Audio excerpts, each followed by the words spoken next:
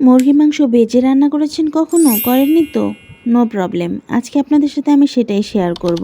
তাহলে চলুন সম্পূর্ণ রেসিপিটা দেখে নেওয়া যাক। প্রথমে আমার যা যা ইনগ্রেডিয়েন্ট লাগবে আমি সবগুলো রেডি করে নিয়েছি।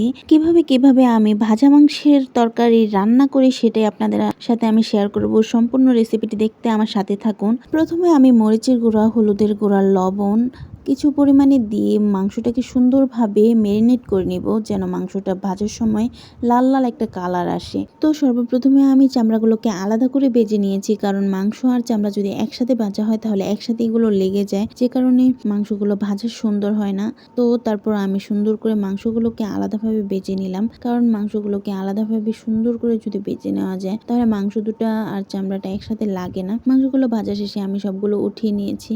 তারপর আমি রেডি করে রাখা আলুগুলোকে হালকা পরিমাণে হলুদের গুঁড়া, মরিচের গুঁড়া দিয়ে সেগুলোকে ভেজে নেব।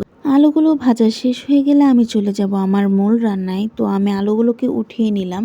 এই পর্যায়ে আমি কড়াই দিয়ে দিব কেটে রাখা পেঁয়াজ কুচি, তেজপাতা, খালগোটা, দারুচিনি, লবঙ্গ, পরিমাণ মতো বেটে রাখা আদা, রসুন, তারপর অল্প পরিমাণে পানি দিয়ে সবগুলোকে মিশিয়ে নিব। তারপর দিয়ে দিব পরিমাণ মতো লবণ, হলুদের গুঁড়া, মরিচের গুঁড়া, ধনিয়ার গুঁড়া, জিরার গুঁড়া এবং সামান্য পরিমাণে পানি দিয়ে আবারও সেগুলোকে মিশিয়ে দেব। তেল উঠে আসা পর্যন্ত অপেক্ষা করব এবং যখন তেল উঠে আসবে তখন আমরা দিয়ে দিব মাংসগুলো, বেজে রাখা মাংসগুলো। তারপর মাংসগুলো মিশিয়ে কষে আসা পর্যন্ত অপেক্ষা করব। যখনই মাংসগুলো কষানো হয়ে যাবে তখন যে যেমন ঝোল রাখতে চান সেই পরিমাণে পানি দিয়ে দেবেন। তারপর বলক আসা পর্যন্ত অপেক্ষা করবেন। বলক আসার পর ভেজে রাখা আলুগুলো দিয়ে আমি সম্পূর্ণ তরকারিটা হয়ে আসা পর্যন্ত অপেক্ষা করব।